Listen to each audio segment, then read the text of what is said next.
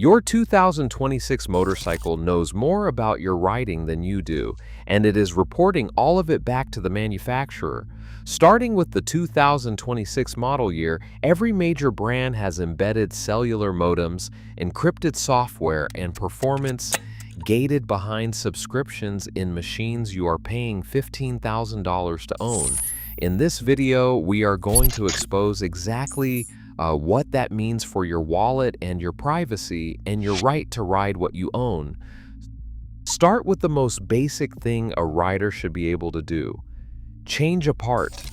On a 1998 Honda CBR, if your throttle position sensor failed, you went to the parts store, spent $40 and bolted on a replacement. It worked because a sensor was just a sensor, copper, plastic, and a connector. You fixed it in your driveway on a Saturday afternoon and rode out before dinner. On a 2026 motorcycle, that same repair is now a financial trap. When you install an aftermarket sensor, the ECU scans it immediately. If the serial number does not match the manufacturer's encrypted approval list, the system locks. The bike goes into limp mode, or it does not start at all. The part is fine. Your hands are capable, but the software says no. To unlock it, you tow the bike to an authorized dealer. You pay a diagnostic fee just to watch a technician plug in a laptop and grant your own motorcycle permission to use a part you already paid for. They digitized the wrench, and they kept the password for themselves. Here's what that looks like in real life. A rider in Colorado installed a brand new OEM equivalent fuel pressure sensor on his 2025 Yamaha MT-10. The bike threw a fault immediately. It refused to rev past 4,000. The sensor was perfect. The installation was perfect. 2 days at the dealer, $180 in diagnostic fees, and a 10-minute software reset later, the bike ran. He paid $180 for permission to fix his own motorcycle. That is not a glitch. That is the business model, but the parts lock only controls what you can fix. What comes next controls what you are allowed to ride. BMW already charges a monthly subscription to unlock the full performance map on certain S1000 or R configurations. You finance a 210 horsepower engine, you insure it, you pay registration every year. Then BMW decides how many of those horsepower you are actually allowed to use this month.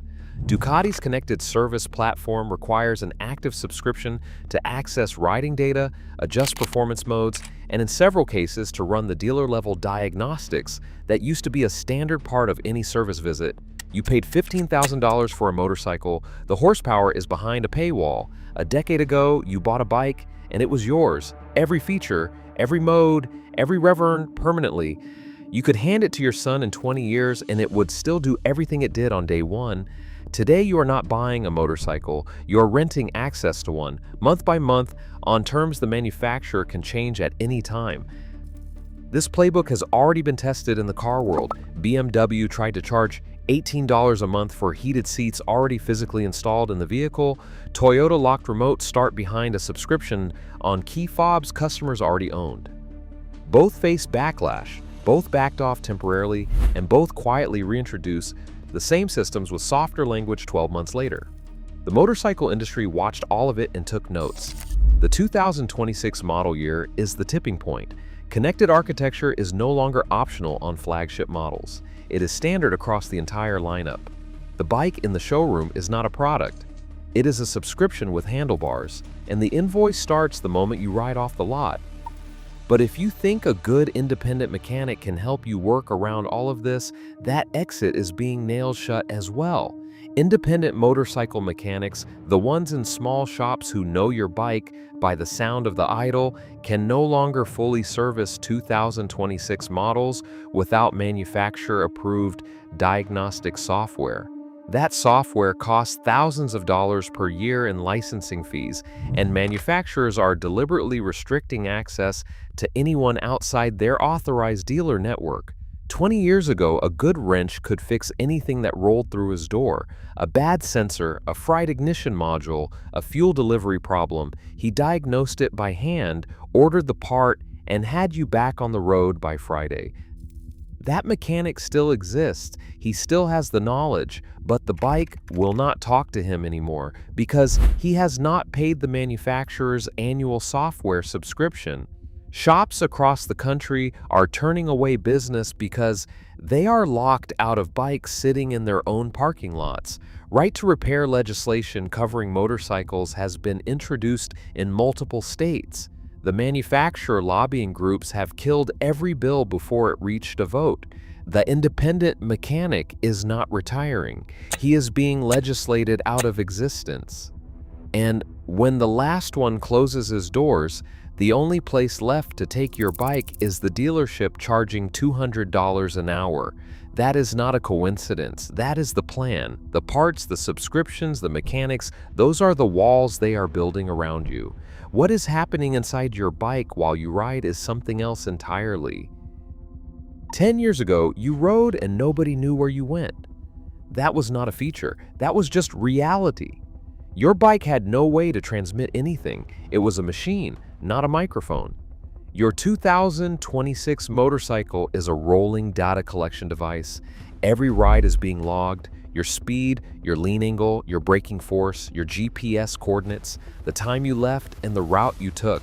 Every input through the throttle, the brakes, and the handlebars is recorded by onboard sensors and transmitted back to the manufacturer through a built-in cellular modem. In real time, this is disclosed in the terms of service you agree to during initial setup. Most riders accept it in 30 seconds because the dealer presents it as a free safety upgrade. Several major manufacturers have already disclosed in their privacy policies that riding data can be shared with third parties. Insurance companies are purchasing this behavioral data right now.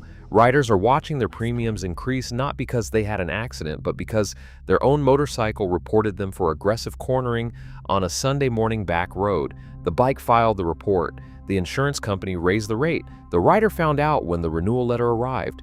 You're paying monthly insurance for the privilege of being surveilled by the machine in your own garage. The manufacturer is getting paid by the insurance company for delivering the data. You are not the customer in this arrangement. You are the product.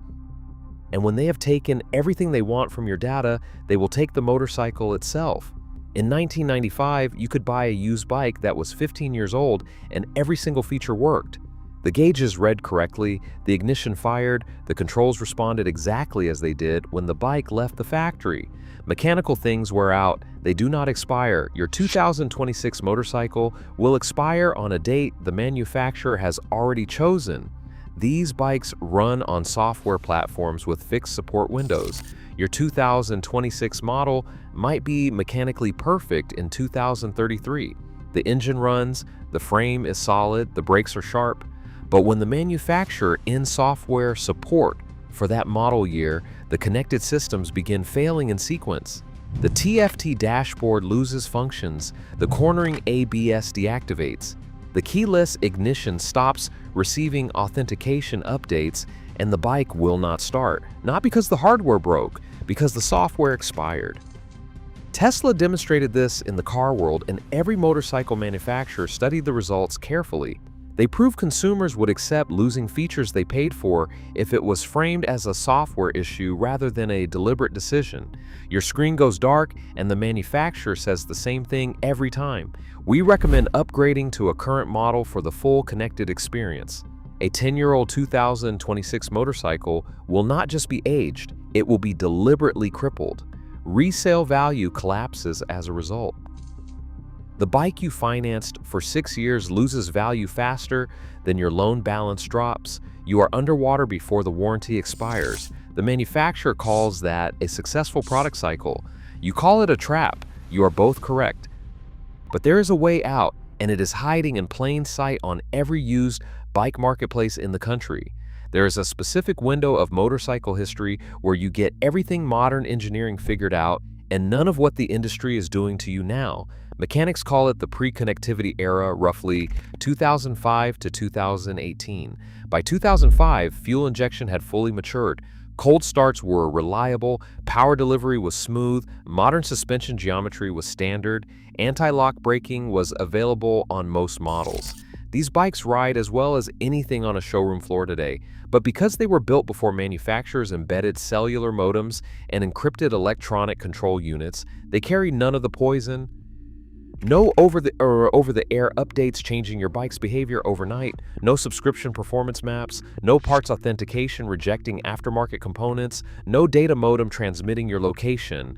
A physical key turns a mechanical ignition, a sensor is just a sensor, an aftermarket part is just a part. A well-maintained 2013 Kawasaki Z1000, a 2016 Yamaha MT-09, a 2015 Triumph Street Triple. These are not compromises, they are the last honest motorcycles built at scale. Clean examples exist for a fraction of a 2026 model's price. Any independent mechanic can service them with standard tools. Any aftermarket supplier can provide parts without manufacturer approval. You own them completely. No monthly fee, no terms of service, no expiration date.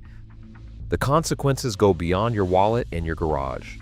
Motorcycling culture was built on mechanical independence. Riders rebuilt engines in apartment parking lots. Mechanics opened 3 lift shops with nothing but skill and a toolbox. Custom builders turned stock bikes into machines that had never existed before. That ecosystem is being dismantled piece by piece.